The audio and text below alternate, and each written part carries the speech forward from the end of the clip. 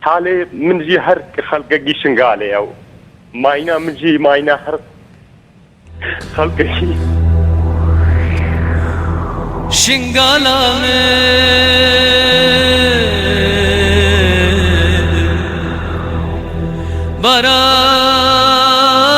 بران دبارة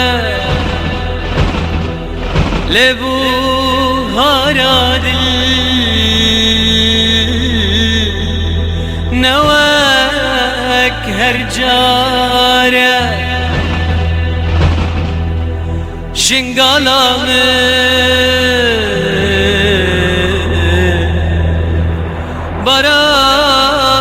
بران دبارة لبو هارا دل نواك هرجارة صد صرقل جباغ راكرين لكن لبان. If Iraq doesn't do this, the pluralistic character, the diverse character, the ancient mosaic, the beauty, the dignity that your tradition brought, that the Christian tradition brought, and other minority traditions brought will be lost forever. Therefore, the space for mutual understanding and tolerance, which is so necessary for healthy nationalism, will be gone. This is part of the reason that at the highest levels of the Iraqi government, this is understood. So we will continue to push and work very hard. This resolution that Nebras mentioned about security has already passed a key committee. We integrated it into the National Defense Authorization Bill, our big defense bill. We integrated this consideration into that bill. But I think there's one more step, and there's support for this in the U.S. Senate as well, for the House of Representatives to make clear that this is a statement and a desire of legislative outcome through this security resolution. And I think we are on the pathway to getting there. We aren't done, but we are on the pathway to getting there. But there's some very hopeful signs. Nadia Murad was in my office before the President's State of the Union, and she was my guest. And again, it was my attempt to try to, on your behalf, tell your story, our story, so that the baby's all excited. To tell our story, your story, so that the consciousness, the international consciousness, continues to be raised about this gross violation of human rights, this unthinkable assault on human dignity, and the possibility of some hope for the people left behind. This is part of the reason we're doing this. When Nadia, I gave an interview to the Washington Post about these considerations, independent from Nadia. She came in and paralleled exactly what I said. And you heard it here when she was speaking to President Trump. The Vice President Pence has made this a personal priority of his. In the picture with President Trump is a gentleman named Sam Brownback. He is the ambassador for international religious freedom. He was probably the one who achieved the meeting with President Trump. He's a former governor of Kansas. He's our neighbor, former United States senator, and a close friend of mine. At the highest levels in the United States government and Iraqi government, these sentiments are real. We just now need to move from sentiment to action. And if we can have this piece of action, maybe we can close this chapter, bind some wounds, give hope to the Yazidi people who have remained behind, give the possibility of Christian peoples to return, and make Iraq whole again. I'm really grateful for all of your willingness again to be here to listen to me, but most importantly, to be my friend. God bless you all. Thank you. Thank you, Nebras.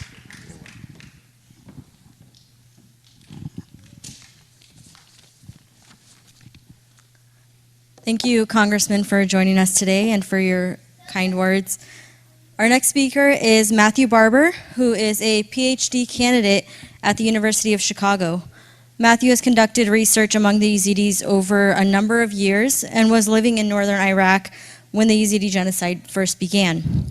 For the next several years, he performed advocacy work for the Yazidi community, including raising awareness through the media, urging governments to provide support, and educating the public through lectures, articles, and reports.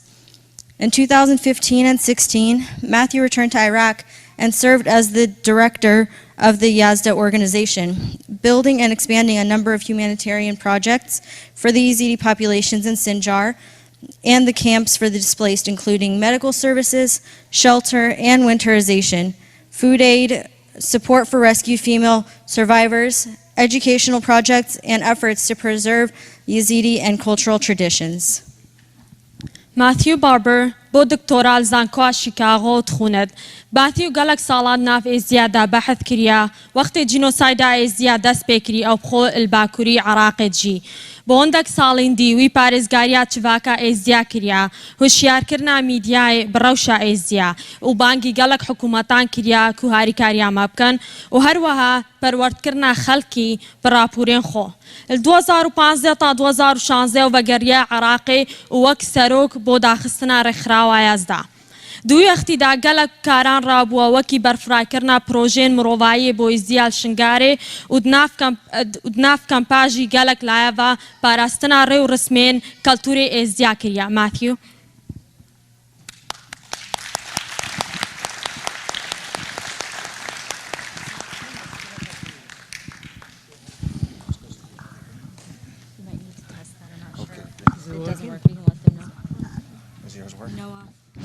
قال لك كيف مزيل فرم ابدا ستوري خداي يا ربي توي رحيمي خليقك مني جعن زلداي قديمي لحم ودردة توي حكيمي يا ربي توي رحماني خليقك مني بتشاني الحم ودردة توي درماني الحم مخلوقة توي بخداني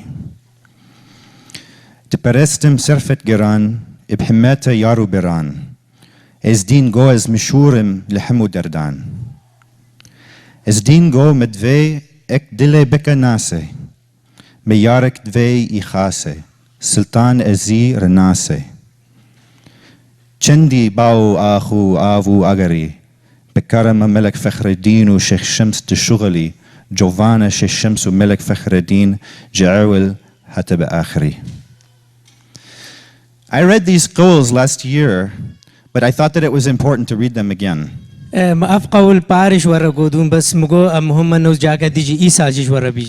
Yazidi tradition is something really special and beautiful. And it's something worth protecting and saving.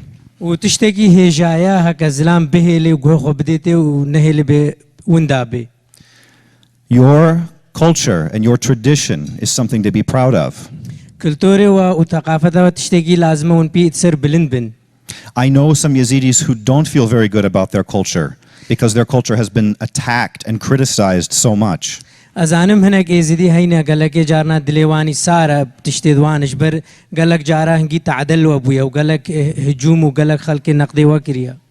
In fact, when the Islamic State conducted its genocide of the Yazidis, it wasn't just about killing people, it was about trying to wipe out Yazidi culture, tradition, and religion. But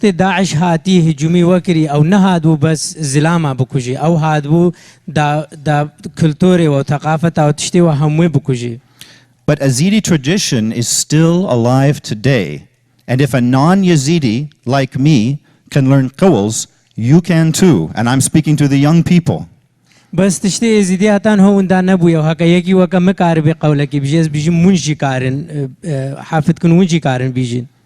Kids and teenagers, young people, I'm talking to you. I'm talking to you guys.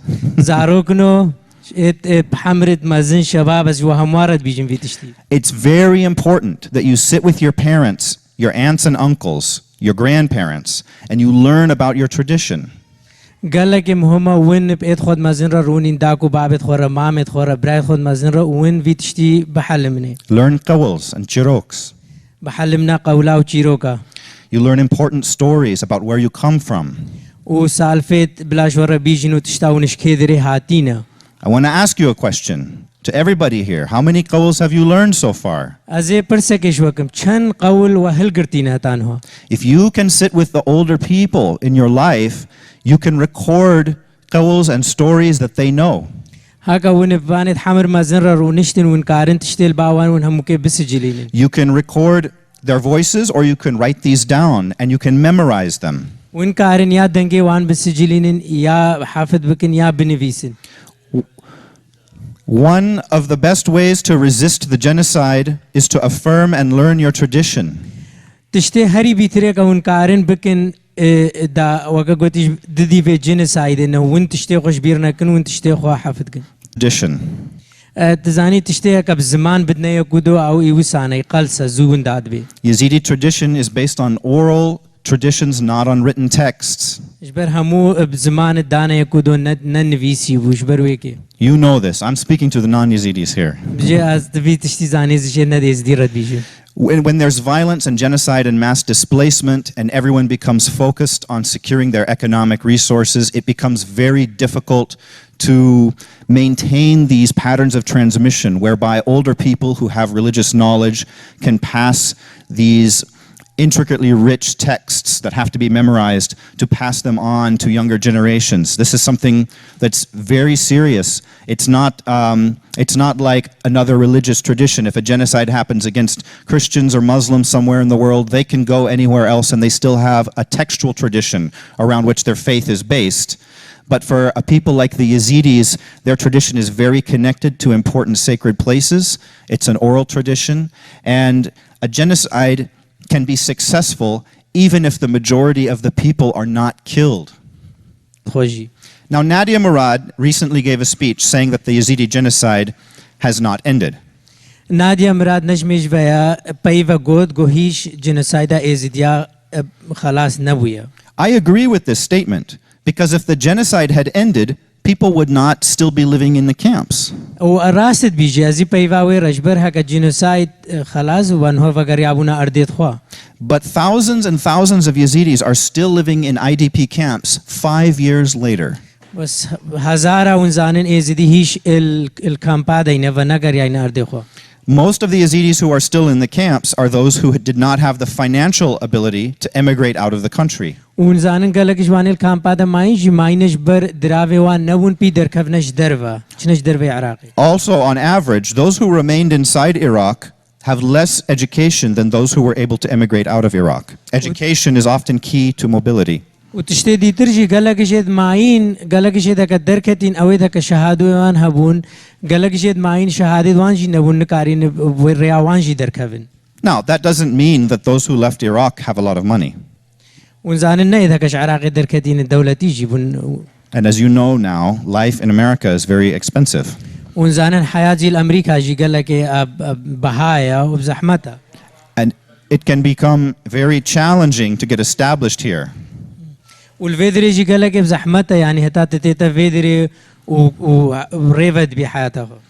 But regardless of how difficult it is to begin a new life in America, I think we can all agree that it's better than living in a tent in a camp. Yes? بس از بيجم همو وكا قوتي سيرفي تشتيد متفق انه هو هكا الفيدري بني چند بزحمت بهيش كيرتش حياتها وان كامبا وان شيترا راحترا. And that is why it is so important that we do not forget those who are still in the camps. وجبرويكي قال لك مهمة أموانش بيرنكن أويك الكامبادا ماين. We all talk about the need for the international community to come and help the Yazidi people, right?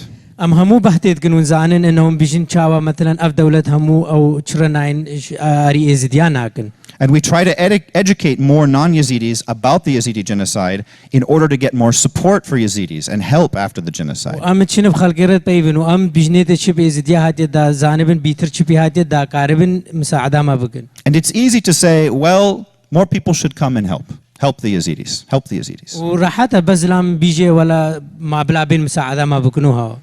But sometimes, even when we talk like that, we forget about the people who are back in the camps right now.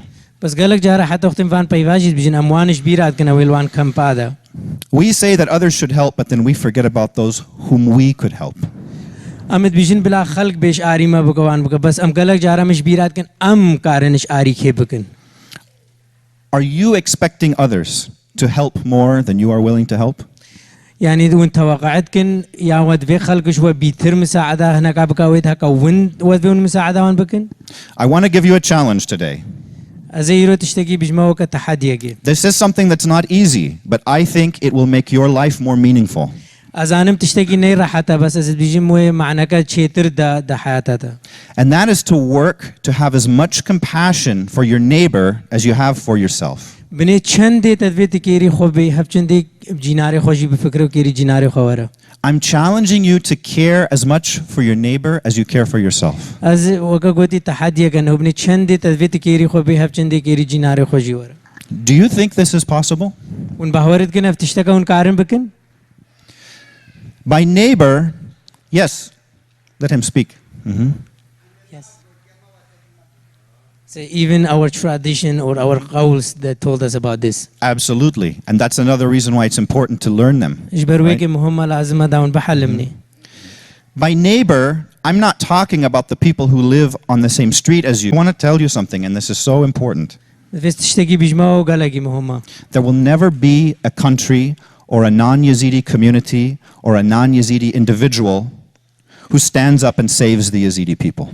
هتا دنیای دولتك بنايز دي بي يا خلق کی نيز دي بي او ناين هتا دنیا ازدیا خلاص ناكن. Yes, of course there are non-Yazidi people who are very involved in the support effort after the genocide. There are many in this room. قالك ازدي قالك ندي ازدي وينش عاري وكنو وقالك الفي غرفه دينا اذا قد قنجو تنش عاري وتكن. But these people will never solve the biggest issues that face the Yazidi community. Only the Yazidis can do that. بس او نكارن مشكله دي ازداد اتمزن بحلين وين كارن بس ازدي بتني. Only Yazidis can find the solutions, the unique solutions that their community faces. ازدي بتني كارن وان حلا ببينن اويتها كمشاكل مجتمعي وان. To do with your future. تدفيت تشبكي المستقبل. And then you work towards that and you don't quit. ولازمة اللي بشغلي وتركي النادي. And then you will succeed. وباشروش تبصر كفي. Even if life is hard and you go through some very hard moments and hard times, if you don't give up, you will succeed. كب زحمت جيبه وبس هكذا تركي النادي هر تعليرة تبصر كفي. And you can accomplish anything. وتكاري تشتي تبفي تكاري بكي. Do you believe this? I want you to ask yourself, do you believe that you can accomplish anything? I believe this. I have always believed this. I have always believed this. If you are determined, you can accomplish anything. Okay, so I want everybody in the room to repeat this sentence, I can do anything. Ez karem hertishte mabive bikam. You say it. Ez karem hertishte mabive bikam. I want everybody to say it. Okay, all together after me one more time. Ez karem hertishte mabive bikam.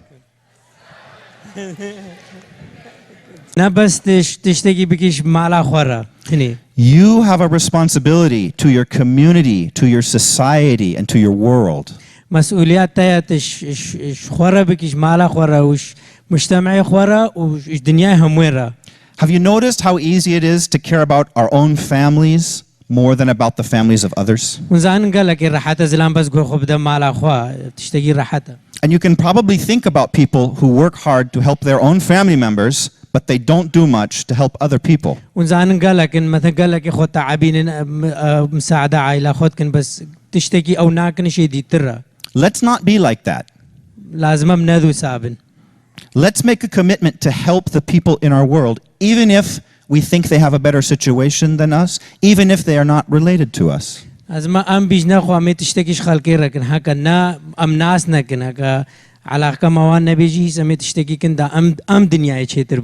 Now some people think, I can't help anybody because my life is so hard. Everything bad has happened to me. I've only suffered. I have no strength, nothing to give anyone. قالك جمد بيجن از نكارم بزحمته واز هول برخورت جيموس كارم چاربي تشتيت خوابم از نكارم تشتكي جيكي ربكم. But you have power. بس وقوات هيا. It's important not to think of ourselves as victims, but to realize that what we do affects others. بس نا لازم ديم زلام بفكري بجي از ضحية ما لازم زلام بفكري تشتيك ازتكم ويشلو اوا خلقي كم سعادة خلقي. What you do affects people around you. تشتيها كتتكي تشتكيش حياتي دورات تجي تغيريني. Now, as you grow and you build your life and you acquire leadership skills, you can become leaders. اختي كتي حياتها خو آفات كي تمزند بي تكاري وان تشتيك اشترف في تكون كي ببا قاعدة المجتمع يقول. Have you noticed that in the Yazidi community, there's a lot of complaining about leaders? ونزان النبي زيادة قال غازنات كنش مسؤولية خو. Many people complain and they اختي كتي حياتها خو آفات كي تمزند بي corrupt, they're dishonest, our leaders only care about money. همو غازنات كن بجي مسؤولية مت بيسن ونغمان تشتكى وهرق الخود قرية ودرافت قرية. Our leaders never take any action to help the community. ومسؤولية مت تشتكي ناكن دام سعادة. Now let me ask you this question. Do you think that complaining about leaders is going to change anything? أزي برسيش وكنت باورد كي غازنية كتتكي وتشتكي غيرين. It will not. تشتكي نا غيرين. I have seen many Yazidis complain about the leaders, and then when they get some power or a good position, they become corrupt, just like the people they used to criticize. مقالك ديتينا قالك إزدي غازنات كن إج مسؤولة بس وقتك أود بكفا دستيوان أو جي هروي تشتيت كن إذا كوان غازن جيت كرين. What is the solution to this problem? فأمي في مشكلة شلو حلينن. I'll tell you. أزي بيجمعوا. Do you want to know? واد في ونزانه. Okay. Instead of complaining, I challenge you to become the kind of leader that you believe your people need. إجديلا غازنا از بيجم لازمة تبقى أو مسؤول أو ليدر كتدفيد تبقى أو. When you see an absence of good leadership, instead of complaining and saying, where are the leaders? You become the leader that you wish you had. إجديلا غازنا بكونوا بيجن كا أو مسؤول قنش تبقى أو مسؤول قنش. When people complain about leaders, they are saying they wish somebody else would take responsibility to fix their problems. وقتی خلق علاوان مسئولات که اوت هیوینه یکی دی تربه و ویتشتی جوان را چه بگه. But you need to take responsibility to help solve your community's problems, just like you must take responsibility to help those people who are still back in the camps. بس لازم تبي تشتي بريبه ببي وتبي تشتي رابي وتمساعده خلقي بخوبكي ووانيت كامباجي. It's been a big honor to speak with you today. I know I'm going to see you many more times in the future. Thanks for listening. Thanks for having me. زگلک ممنونم و گه خدامو زیو بینم.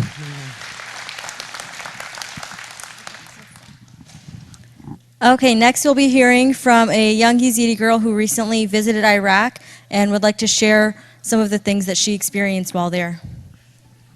ونوجه كشكا كيزيدي أخذت شو عراقي وقت قالك كتشكوك دي بحثا وقت خلوة داركت.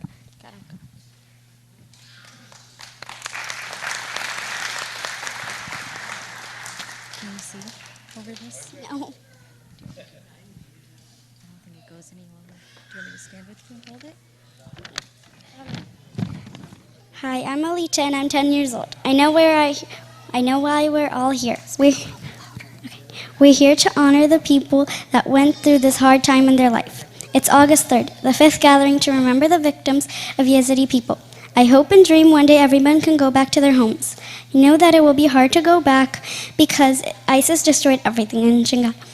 I know I wasn't there, but I still felt everything. I was still sad. I never wanted this to happen to anyone, but it did. I really wish never happened and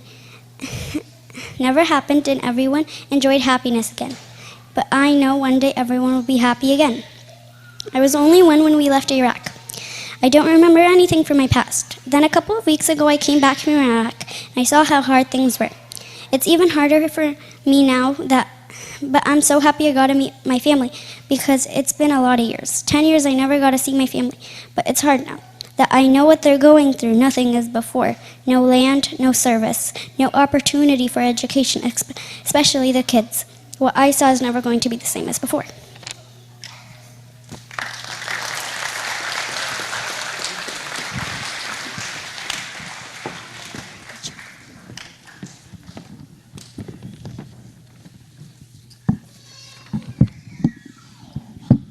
Thank you. And next we'll be hearing from Max Graves.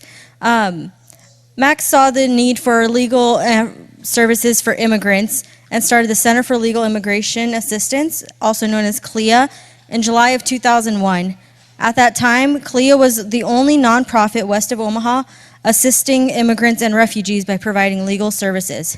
Graves is accredited by the Department of Justice as a legal representative and serves as the executive director. He has over a decade of experience assisting Yazidi families and individuals with their legal immigration needs. Mr. Graves was instrumental in writing the federal grant that provided funding to open the Yazidi Cultural Center. ونوجي ماكس جريفز دينو آخذت إجبو حوجة داريا خدمات قانوني إجبو لاجئة أوي سنترا كي هاريكاري وكل 2001 أو سنترا وكر خراوك لو ما هابو أو جالي دول وزارة قانوني و وك ممثلكي وريفابركي شولتكات دهان سالان زيادتر هاريكاريا مالباتين ازدي وكساني دي كرياج بو كارين قانوني وهروسا او وكي رولكي سركي هبو بنفيساندنا بو او دراوي بو كا سنتر ازديا الهيرا لينكن بيتفكرن ماس جريفز.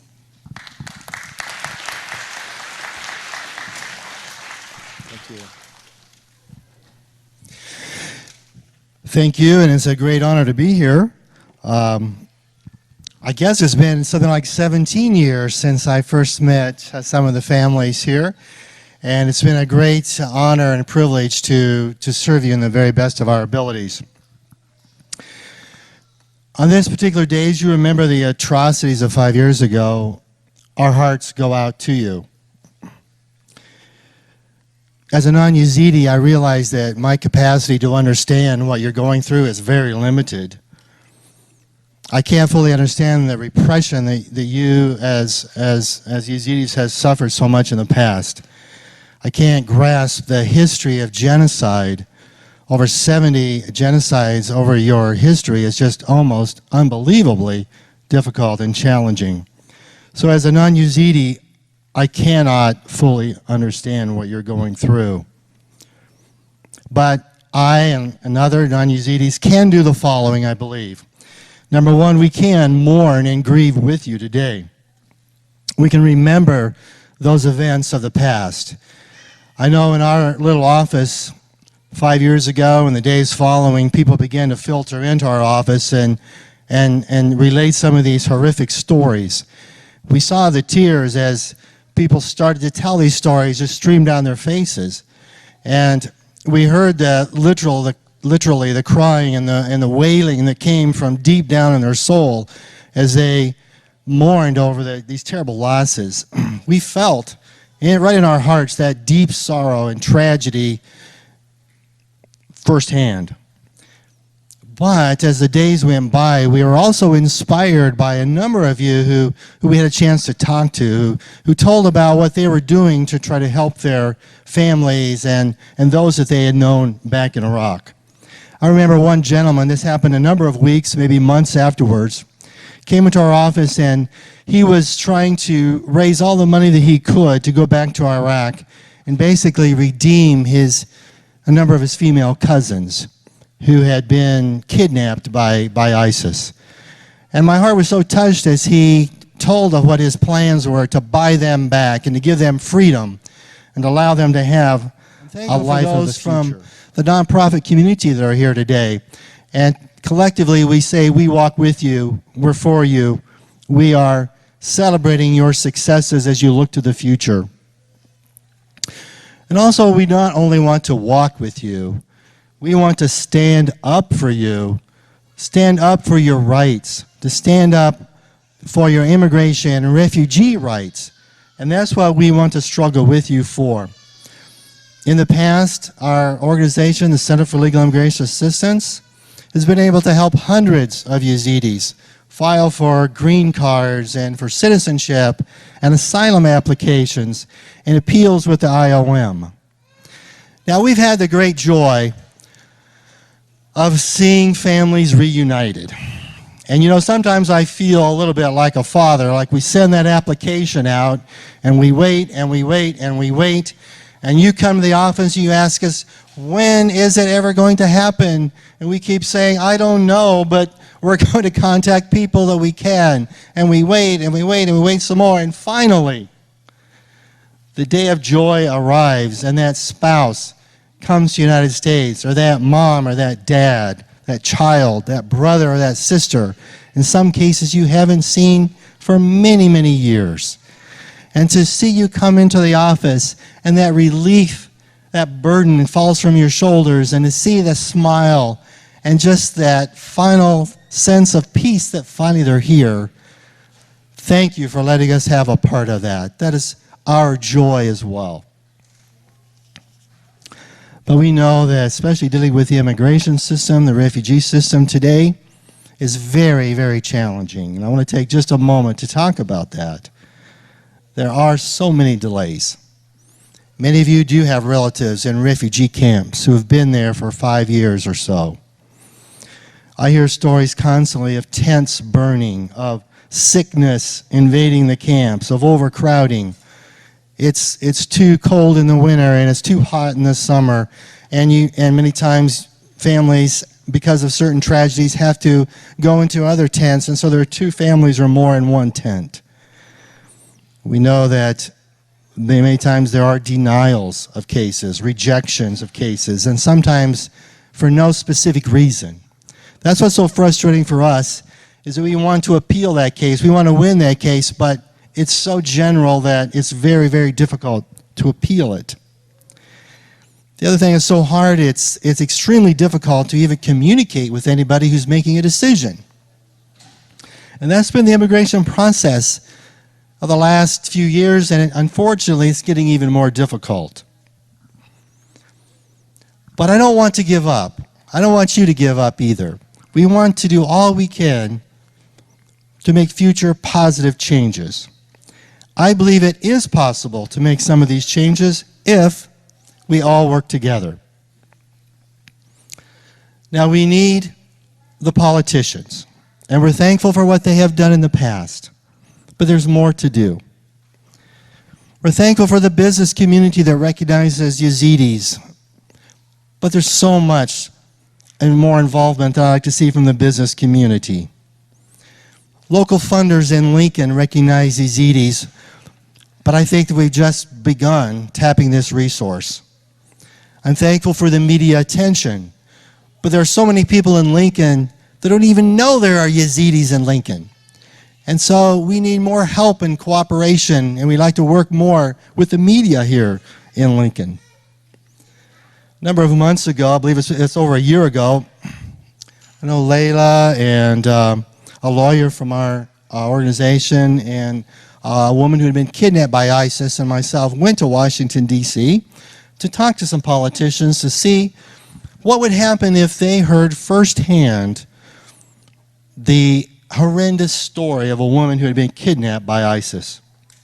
So our goal is to go to as many congressional staff as we possibly could, and as high up at USCIS and the Department of State as we could, and let them hear the story firsthand. And so that's what we did. I believe we went to 12 different congressional staff, and she told her story. And you could see in their faces that they were impacted tremendously by their story. Their heart went out to that. They were very empathetic. Promises were made, but not all of them were followed through. We went to the State Department and told them of a number of people who had refugee interviews with IOM and had been denied because they had served in the military. But that was the only reason that was given. And so we asked if they would review some of these as individual cases and work with USCIS to take them on an individual cases, not just make a blanket statement of denial. The State Department blamed USCIS. We went to USCIS and they blamed the State Department. Everywhere we seemed to go, it seemed like it was somebody else's fault.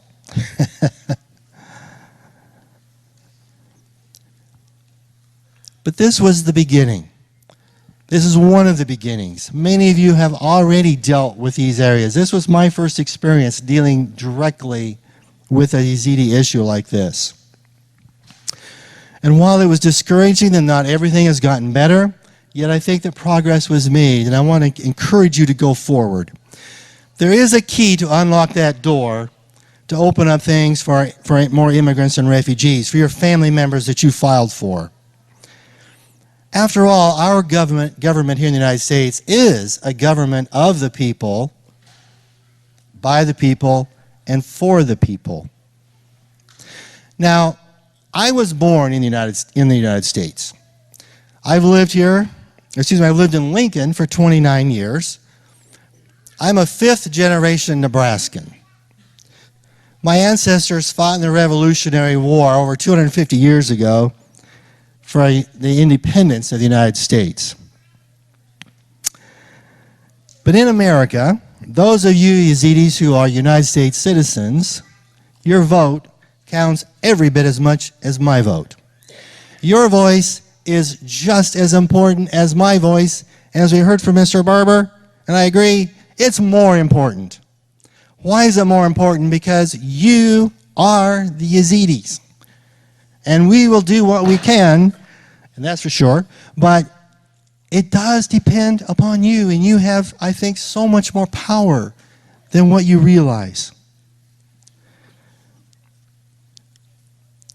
You have the right to ask the questions, why are there so many delays? You have the right to try to find these answers. To ask questions like, is there a reason that billions of dollars are spent on immigration enforcement? And is there a lack of funding to process a simple application for your relative in Iraq? Now, I know there are many factors for these delays, but these type of questions you have the right to ask. I'm so thankful to have had a chance to speak with you for a few moments today. I know a number of you I have known for many, many years, and I consider you friends. My heart goes out to you today as you commemorate this atrocity. We grieve with you, but we also stand with you, and we celebrate with you as you take on that responsibility and that power to truly make a difference. We're with you. Thank you.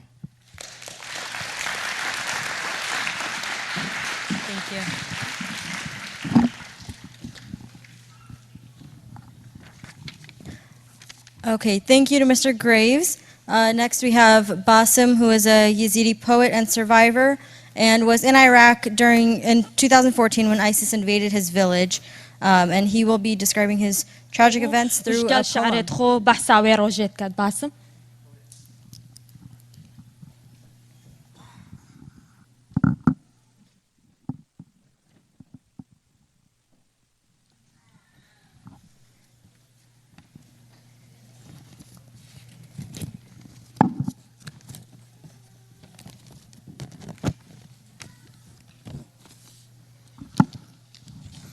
شباب بخير اف شعرك از سرشنگال ربیشم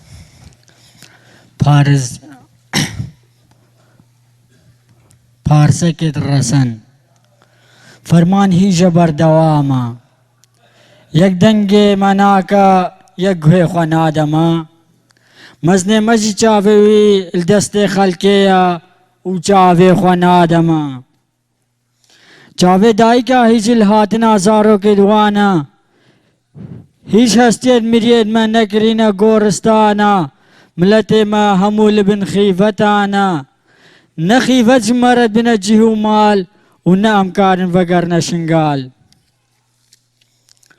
کس نما بیجه ایدی بسا بسش بن لپاس و دستا اب چه وجدان اب چه هستا پیوا فرمان ابتنه بویا پیفک لنیف حل بستا زمان قرمی چاپ شگری سوابون دستو لنگین ما جگر ایشان و یکی سر خوال من ایشان جبر بر جوان دیدوان البامنینن خوا کردکن خوا کویردکن و مناوینن منو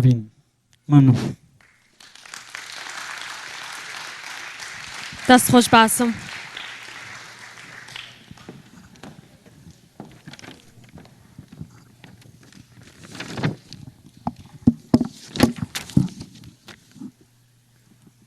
Next, we'll be hearing a survivor story from Shahab Bashad. Shahab is a Yazidi from Sinjar, Iraq. Shahab graduated with a bachelor's degree in science and biology in Iraq. He reopened the first school in Sinjar after the genocide, totaling 700 students. He moved to the United States about 2 years ago, where he currently works as an English as a second language instructor and interpreter with the community crops. شهاب يزي شنقاريا شهاب بشي زانستي باتشلر ورقتي العراقي شهاب يكمين مدرس مدرسة شنقاري فكريا بشتي جينوسايدي بنيزيكي هفصات طالبي دوام كر أفا بريدو صالة هاتي أمريكا ونوة كما مستاي زمان إنجليزي شولت كات شهاب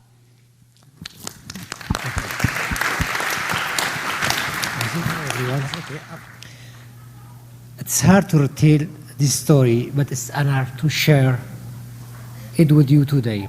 My name is Shahab Bashar. Originally, I am from Sinjar city in northern Iraq. I have a bachelor's degree in biology and worked 4 years before the genocide. During the day, I taught at elementary school, and in the evening, I worked at pharmacy. I taught for a total of 7 years. I left Iraq 2.5 years ago, and I have lived in Lincoln, Nebraska ever since. On August 2nd, 2014, I was living with my family, my wife, Hannah, my small daughter of 1 month, Arjun, and my sister. We stayed in the village till late afternoon, then we escaped to the mountain. It was like 5 miles away from mountain with the rest of people in the village.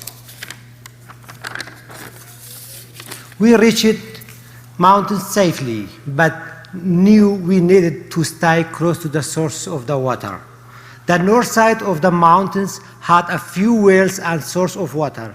We fled from north, but the Yazidi people who fled from the south side of the mountains did not have the water. By the next morning, there were thousands of the people in our situation. Children were crying and the people were lying on the ground everywhere, hot and sick. Those on the south side of the mountain were beginning to die of hunger and thirst, and the second day they were stranded. The men began prepare themselves with the barrel of water and some food to help the people stuck on the south side of the mountain. Many people died from hunger and thirst, and I watched them. People were eating the leaves of trees. I saw a woman, she was carrying a barrel of muddy, thick water. A 10 years old girl was lying on the ground. I gave her a little bit of water. She was conscious, then she was barely alive. We gave a little bit of water to each person, and we encouraged them to continue to reach to the source of water. We did many trips to go to the top of the mountain and come down, take the water and a little bit food. Until August 8, we continue like this. Then my wife told me, Shahab, we have a half cans of formula, milk, dry milk, left, which means if we did not find a way to get more formula for our daughter Arjun, she's like 35 days, she will not make it.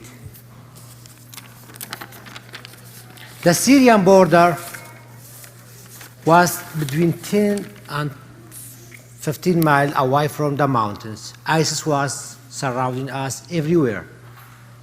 A couple cars in the morning of the August 9 went to the Syrian border. The Syrian Kurdish fighter Yapaja was actively fighting ISIS on the Syrian border. We escaped, hiding in the trunk of car. Then, after only 2 miles in the middle of our road, our car broke down. Our friend told us we have to come to the mountain, but I decided with my family to continue to reach to the Syrian border. There was a lot of guys shooting between our legs and fighting everywhere. That time, I told Hannah we were going to be captured by ISIS. We made it to the border after 8 or 9 hours of walking in terrible situation, thirsty, tired, and scared. The Syrian Kurdish fighter Yapaja helped us. They gave us food, water, and they put us in the trunk of the big truck. It was 1 a.m. The driver of the big truck was navigating a scary situation because it was like that villages we crossed it. It was ISIS including it. So the truck was bumping and shaking. Every half hour, I would ask Hannah, my wife, if our daughter is still alive or not. Hannah would poke Arjun, punch here, she's alive or not. And then she told me, we know she's alive because she was still move. She would move. The next day we made it to the Kurdistan.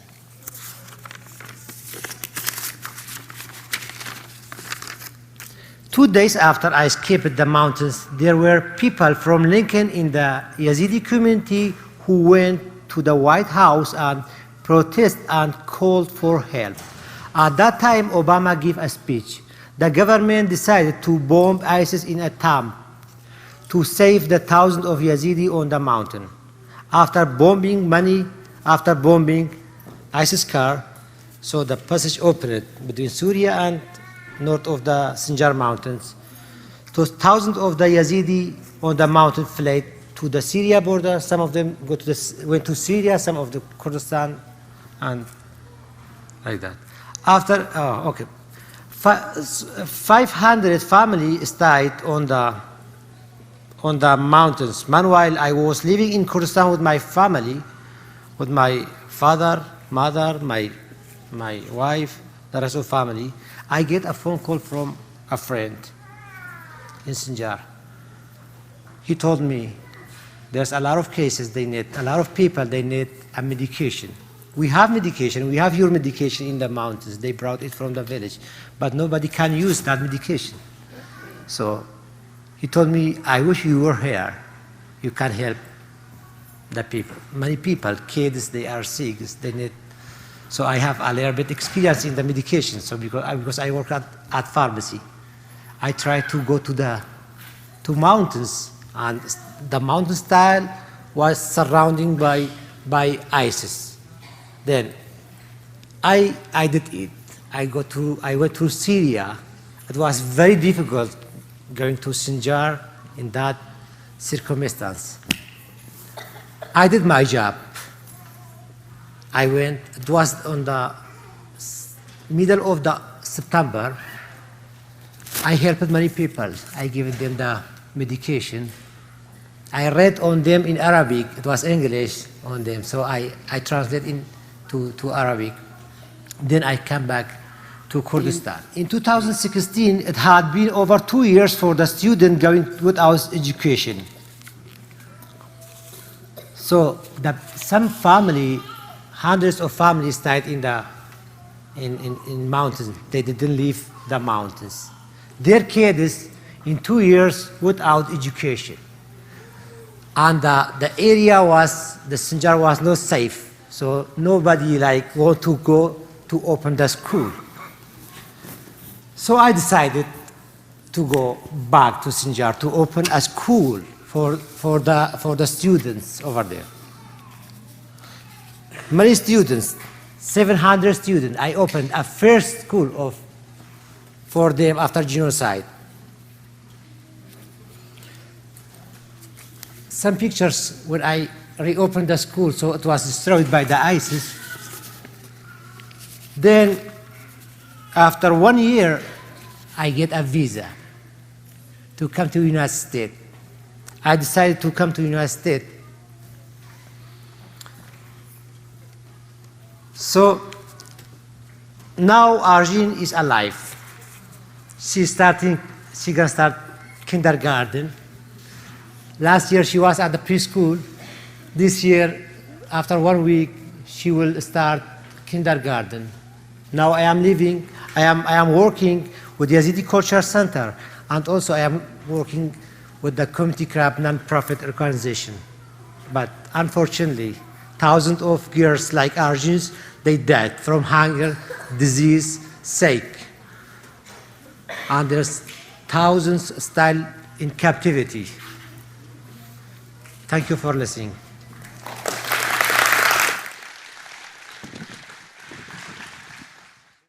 Next, we'll be showing a video. Just a couple of warnings. The following content does contain some elements that may be quite graphic for younger viewers. We do have a room back there if you would like to take your children there, and viewer discretion is advised. فيديوانو ديدانيا سرين داك رسمي ناشرين توندو تشتدا هينا ونات باشم بو بچوكا كميكي مشكلة كوها بتقاري غرفة كالوي داري بچم بچوكت خوب باني و بس هاش ياري خوب بچوكت خوب بقال في فيديو داك ورا دستي خدينا سرسرين ورا داك المحلال مكوشي ليت دايم داك ورا هندم اللي مرخت وتبقى بابين أزيت مشرين خير خود ودشمني ملتي من داك ورا هندم اللي مرخت وتبقى بابين أزيت سندين ما يفاون عيد وخش مريد ما لابابي متاكي خشرين لداكي هوالي لداكي شنقالي لداكي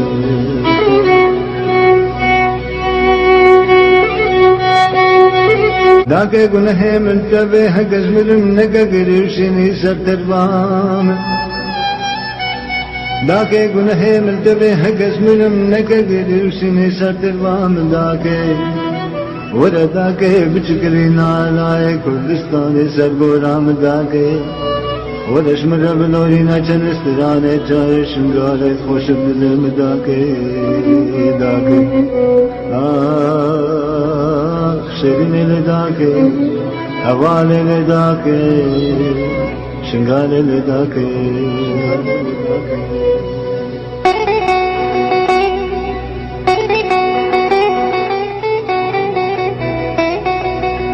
داكي قنهي ملتبه قزمرم تبقى ممرن كتربام داكي تبقى مبدا كريم بلا بيني عيفا من واقد وخش مريد مالا بابي داكي بلا بيني عيفا كرمام كل خالد من كجمام كج خالد من قندير جيراني جمام كج خالد من قندير جيراني مشن قالا من ابو شامل داكي خشرين لداكي هوالي لداكي شنقالي لداكي. Thank you to everybody who was able to make it out today and help us remember this tragic day. And a huge thank you to Lincoln Berean Church for allowing us to use their space. Lincoln Berean can hopefully help let us use their space again. قالك ممنون كايرو هنا موليرا حاضر بونزام قالك وشول وتشي هبون يرو قال معاتين كابو بيرينانا في روجي يا صال بقر يا بينجي ونوجي قالك ممنونة بخلاص بوين